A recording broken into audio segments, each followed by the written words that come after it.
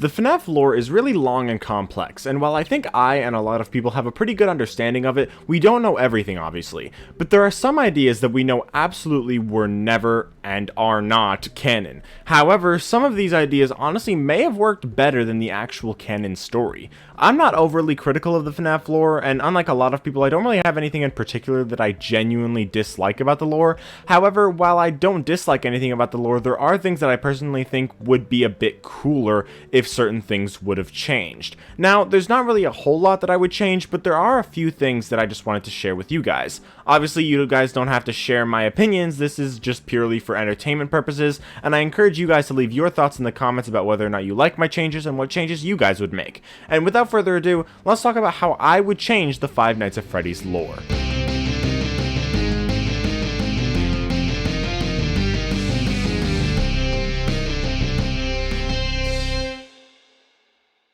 The first FNAF game didn't have a whole lot of lore, but the first thing that really started the whole idea of the game having hidden lore was the Easter egg where the rules for safety would change into being newspapers explaining the story of the game, explaining the 5 dead children. The game has 4 main animatronics and one secret 5th one, that of course being Golden Freddy. Golden Freddy is still today one of the most mysterious animatronics. We can say with confidence that the spirit of Cassidy is absolutely Golden Freddy, but there's also the question of whether or not the bite victim is. While I personally believe he is, it's not really certain that he is, but I honestly really like the idea that he would be. I think the idea of Golden Duo, which has both the bite victim and Cassidy being Golden Freddy, works really well, at least in my interpretation of it. And while I think it is very likely, I can't help but think that the story would be a bit cooler if there really was only one spirit in Golden Freddy, and I think it would be cool if it still was the bite victim. But I hear you guys asking, what about Cassidy? And to that, I say that in this version of the story, Cassidy doesn't exist. Neither does Andrew. The bite victim is the only spirit in Golden Freddy. But how would this work? Think about it like this.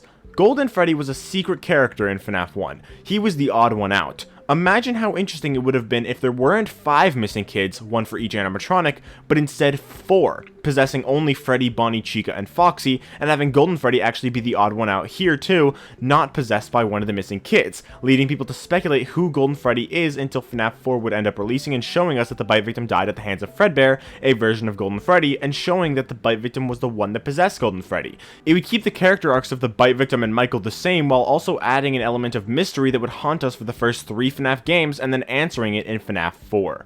Speaking of Fredbear, I think that if Fredbear and Golden Freddy were the same character, the story would just be a bit simpler and better. Now, some of you may be saying that Golden Freddy is Fredbear, but technically he isn't. Golden Freddy is a version of Fredbear, but he isn't the same Fredbear that killed the bite victim. Freddy Fazbear's Pizza as a restaurant opened in 1983 while Fredbear's was still open, and the unwithered Freddy, Bonnie, Chica, and Foxy animatronics also existed in that restaurant right when it opened up. What's always been weird to me, however, is the fact that both Phone Guy and the Stage 01 minigames show us that Fredbear and Spring Bonnie also exist at Freddy Fazbear's Pizza until after the bite got Fredbear shut down. Fredbear and Golden Freddy coexist at 2 different restaurants, and there's also 2 different Spring Bonnie animatronics. In my opinion, it would have been better if Freddy Fazbear's Pizza never had the Springlock suits, instead only having the core 4, and the Fredbear and Spring Bonnie animatronics that became Golden Freddy and the Spring Bonnie used for the missing children incident and that became Springtrap would have been the ones from Fredbear's that were transported to Freddy's and stuffed in the safe room and locked away.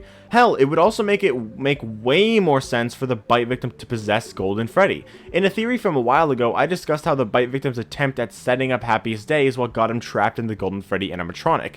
And while that video wasn't the best in terms of quality in hindsight, I think that idea is still most likely true. But wouldn't it be so much more interesting and simpler if the bite victim simply possessed Fredbear because he's the one who killed him? It would perfectly align with Afton's relatively iconic quote from the 4th closet. The spirit follows the flesh, it would seem, and also the pain. The bite victim's pain came from Fredbear, and while he didn't die in the vicinity of Fredbear, the pain that caused his death came from it, so it would make a lot of sense for his spirit to transfer into it in the aftermath of the bite of 83. Now, if the bite victim is Golden Freddy and is the only spirit in Golden Freddy, and Andrew and Cassidy don't exist, how does Ultimate Custom Night work? In this instance, would Ultimate Custom Night's player be Michael instead of William? Well, no. I personally think that the bite victim forgave Michael. Michael also goes through his own guilt nightmares during FNAF 4, which are inflicted onto him by the bite victim to get his gold back into his sights, which I talked about in a video from a few days ago, and I personally really like that story element, and I wouldn't change it. No, William Afton is still the player of Ultimate Custom Night, and he's still being tortured by one of his victims. In this storyline though, it's a different victim torturing him.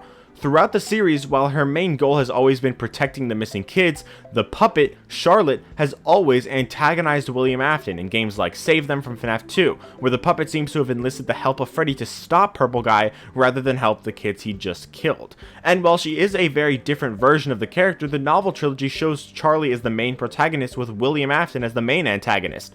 These two are enemies to one another, and it would make a lot of sense for the puppet, Afton's first victim, to be the one to torture him in Ultimate Custom Night. It also makes sense with calling the spirit the one he shouldn't have killed. If it weren't for him killing this one kid, the rest would have been spared, so he shouldn't have killed Charlotte. And while the puppet animatronic is a male, since its spirit is female, in this case the one you should not have killed's pronouns should be altered. Ultimate Custom Night was the end of the first big era of FNAF, but Ultimate Custom Night was specifically the supposed ending for Afton, but the supposed ending for everyone was FNAF 6. FNAF 6 is all about Henry and his plan to burn everything and hopefully free all the spirits of the missing kids, Afton, Charlotte, Elizabeth, but of course Afton sticks around and the vengeful spirit keeps him alive. It's debatable whether Henry's fire actually worked, but personally with the information we have in the current game lore, I would rather it have failed. The only reason that is though, is because there's a lot of stuff that makes Henry's plan flawed whether it works or not. For example, the Scooper blueprints that convince him of Remnant burning in fire say that there's only a chance of it being destroyed by heat. And saying these blueprints claim it will be destroyed is also a stretch because it just says the effects would be nullified and nothing further. We also see in Sister Location that Springtrap was trapped inside the FNAF 3 building when the building burned down, and the existence of Dark Springtrap that burned Springtrap after FNAF 3 solidifies this point. If Springtrap was trapped in the fire, chances are the puppet was too. Either way, if either of them or both of them were in a fire just months before FNAF 6, why is Henry so confident that this second time it would just work all of a sudden? Now, I'm all for trying, but why would he kill himself in the process instead of just waiting to see if it would work? I discussed this as well as why I don't think it worked in a video a few weeks ago, but whether it actually did or not, if I could change the FNAF lore, I would ensure that it did work, but I would also remove any and all hints that it didn't. I would make it so that Afton wasn't trapped in FNAF 3 when it burned down, but rather that he escaped before it did. That way, him dying in the fire wouldn't be completely unbelievable. In the Insanity ending, saying that overheating definitely destroys Remnant would be wiser and would make it make way more sense for Henry to be so confident about the fire working. There's even a line in the Fourth Closet graphic novel where Afton directly says that the Remnant cannot be destroyed by the heat. So why not just omit that line so that it can be destroyed by fire and so that the idea of it not burning in fire just doesn't exist. This way, Afton can be gone or trapped in Ultimate Custom Night and the rest of the kids can have their happiest day and go free, which could either leave the Mimic or Eleanor or both to be villains of the future. Unlike a lot of people, I like the idea of FNAF 6 not working, but only because of what we see in the games. But if I could change it, I would make it so that there were no hints that the fire didn't work and that it just completely did. Speaking of FNAF 6, let's talk about Scraptrap and how his design is different from Springtrap. Changes in the designs of characters throughout the series usually have an actual lore reason, and while we can't figure out those reasons, they lead people to believe that the design changes never matter when they most likely do. Scraptrap is different from Springtrap, but that has a reason. It's because of Afton rebuilding his suit and probably using Remnant. That is why his design changes. The classics and the withered animatronics are different because of them being repaired and redesigned.